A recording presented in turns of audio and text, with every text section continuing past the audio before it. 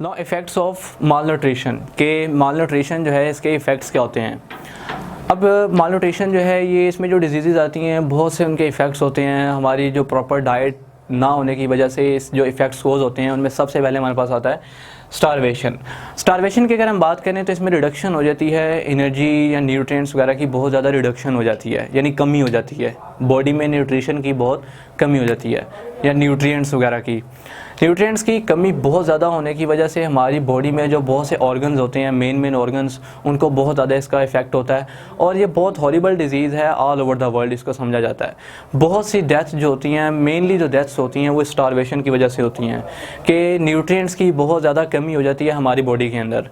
तो यही वजह है कि हम लोगों को यानी कि प्रॉपर न्यूट्रिएंट्स की रिक्वायरमेंट अपनी रखनी चाहिए, एक बैलेंस डाइट रखनी चाहिए ताकि हम इन डिजीज़ से बच सकें। इसी तरह हमारे पास है हार्ट डिजीज़। अब अगर हम हार्ट डिजीज़ की बात करें तो हार्ट डिजीज़ में अगर हम देखें तो ये भी न्यूट्रिएंट्स की कमी या ज़्यादती की वजह से ही होती है।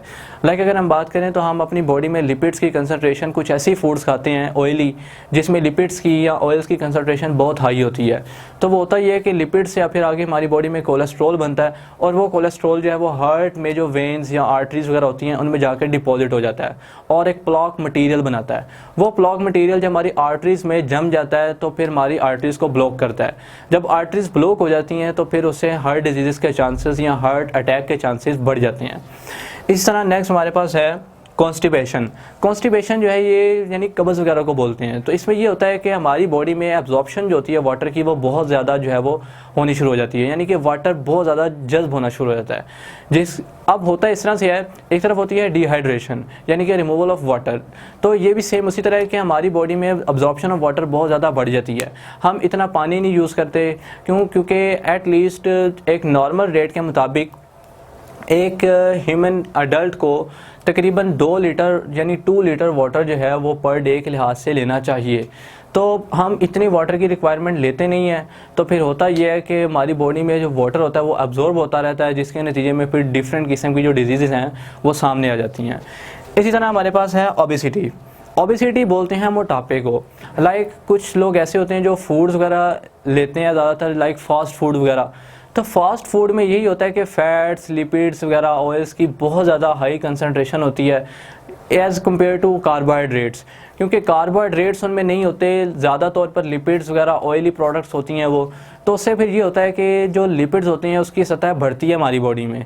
तो उसमें फिर ये होता है कि जो हमारी बॉडी में ऑलरेडी अकरिंग जो फैट्स होते हैं वो उसमें और डिपॉजिट होते हैं, तो फिर जो चर्बी है हमारी बॉडी में, जो फैट्स हैं वो ज़्यादा बनते हैं, जिसके नतीजे में ओबेसिटी आ जाती है। तो फिर ये जो मोटापा है, और ओबेसिटी जो है स्पेशली ये देखा जाता है कि जो ओबेसिटी है ये मदर ऑफ द डिजीज़ इसको कहा जाता है। क्यों? क्योंकि जो लोग पर्सन बहुत ज़्यादा मोटे होते हैं या ओबीज होते हैं तो उनमें जो हार्ट डिजीज़ के चांसेस हैं वो बहुत ज़्यादा बढ़ जाते हैं, या लंग कैंसर, इस तरह के चांसेस बहुत ज़्यादा बढ़ जाते हैं क्योंकि डिफरेंट बीमारियां उनमें जन्म ले लेती हैं।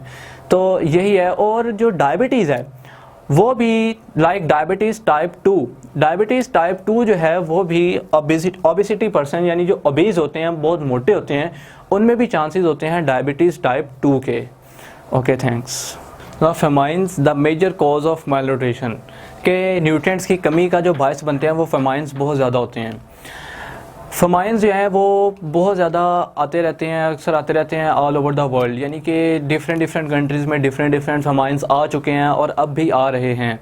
ठीक है, तो अगर हम इनके फेमाइंस को कंट्रोल करने की बात करें तो वो हम खुद ही इसको कंट्रोल कर सकते हैं। लाइक अगर हम बात करें तो बहुत से ऐसे कंट्रीज़ हैं जो अपनी जो प्रोडक्ट्स हैं उसके ऊपर इतना वर्क नहीं करते, जिसकी वजह से न्यूट्रिएंट्स की कमी हो जाती है, या फूड वगैरह जो होती है उसकी कमी हो जाती है, जिसकी वजह से जो पॉपुलेशन बढ़ रही होती है उसको प्रॉपर फूड नहीं मिल पाती।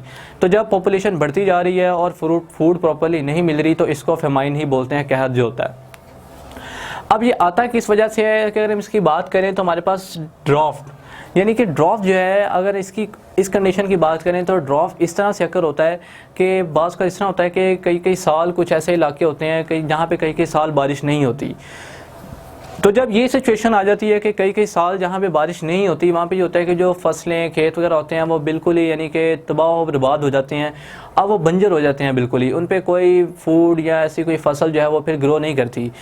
तो जिसकी वजह से हमारी जो फूड है उसमें कमी आ जाती है, तो प्रॉपर फूड नहीं प्रोड्यूस होती, जिसकी वजह से पॉपुलेशन जो बड़ी होती है उसको इम्पॉर्टेंट फूड जो चाहिए होती है उसकी रिक्वायरमेंट पूरी नहीं होती, इसको बोलते हैं ड्रॉप। इसी तरह अनइक्वल डिस्ट्रीब्यूशन होती है फूड की, यानी कि फ़ूड की अनइक्वल डिस्ट्रीब्यूशन है। लाइक अगर हम बात करें पाकिस्तान की ही बात करें तो पाकिस्तान में जो पॉपुलेशन है वो बहुत ज़्यादा हाईली बढ़ती जा रही है। एज़ कम्पेयर टू हमारी जो गवर्नमेंट है वो इस बात पर गौर व फिक्र नहीं कर रही कि हमारी जो फूड है उसको बेटर प्रोड्यूस किया जाए। क्यों? क्योंकि फ़ूड बेटर प्रोड्यूस होगी तो ही जो पॉपुलेशन बढ़ रही है फास्टली उसकी रिक्वायरमेंट पूरी होगी एनर्जी की या फूड की। तो यही ज़रूरी है कि हमारी जो फूड है वो अनइक्वल है, जिसकी वजह से जो पॉपुलेशन है वो बढ़ती जा रही है, तो उसको फिर फूड या एनर्जी जो है वो प्रॉपरली प्रोवाइड नहीं हो रही। इस तरह नेक्स्ट हमारे पास है फ्लडिंग। अब फ्लडिंग जो है वो भी सेम इस तरह आता है कि फ्लडिंग जो सैलाब वगैरह है वो भी इस तरह होता है कि हमारे कुछ रिवर्स, लेक्स वगैरह या हमारे जो कुछ ऐसे डैम्स वगैरह हैं, बहुत ज़्यादा बारिशें होती हैं तो वो ओवरफिल हो जाते हैं। जब हमारे ये डैम्स, लेक्स या रिवर्स वगैरह ओवरफिल हो जाते हैं हैवी रेन फॉलिंग की वजह से, तो इस तरह होता है कि इनके जो बैंक्स होते हैं वो फिर एक्स्ट्रा वाटर को निकालते हैं बाहर। तो जब एक्स्ट्रा वाटर बाहर निकलता है तो वो in the form of flood जो है वो जाता है आगे और डिफरेंट फील्ड्स को या फसलें जो होती हैं उनको तबाह करता है, तो बहुत सारी फसलों का, फील्ड्स का नुकसान हो जाता है। नेक्स्ट हमारे पास आता है इंक्रीजिंग पॉपुलेशन, कि पॉपुलेशन बहुत ज़्यादा बढ़ती जा रही है।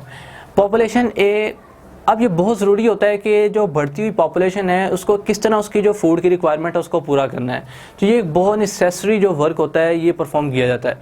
अब बहुत सी ऐसी कंट्रीज़ हैं जहाँ पे जो ये फमाइन्स हैं वो बहुत ज़्यादा आते रहते हैं। क्यों? क्योंकि वो कंट्रीज़ जो हैं वो अपनी फ़ूड पे इतनी तवज्जो नहीं देते, अपनी जो फूड प्रोडक्ट्स हैं उन पे इतनी तवज्जो नहीं देते जिसके ज़रिए फिर वो अपनी पॉपुलेशन को, यानी उसकी पॉपुलेशन की फ़ूड की रिक्वायरमेंट को पूरा कर सकें। तो यही वजह होती है कि पॉपुलेशन बहुत ज़्यादा बढ़ रही होती है, जिसके मुकाबले में जो फूड की जो सप्लाई है वो इतनी नहीं होती कि पॉपुलेशन की जो रिक्वायरमेंट है उसको पूरा किया जा सके फूड की। तो यही वजह होती है कि हम ये सारा कर नहीं पाते, जिसकी वजह से फमाइन्स आ जाते हैं। और फिर फमाइन्स में बहुत से जो पीपल होते हैं या छोटे छोटे बच्चे, चाइल्ड्स वगैरह, उनकी डेथ हो जाती है। क्यों? क्योंकि उनको प्रॉपर फूड ही नहीं मिल पाती जो उनकी रिक्वायरमेंट के लिए ज़रूरी होती है। Okay, thanks.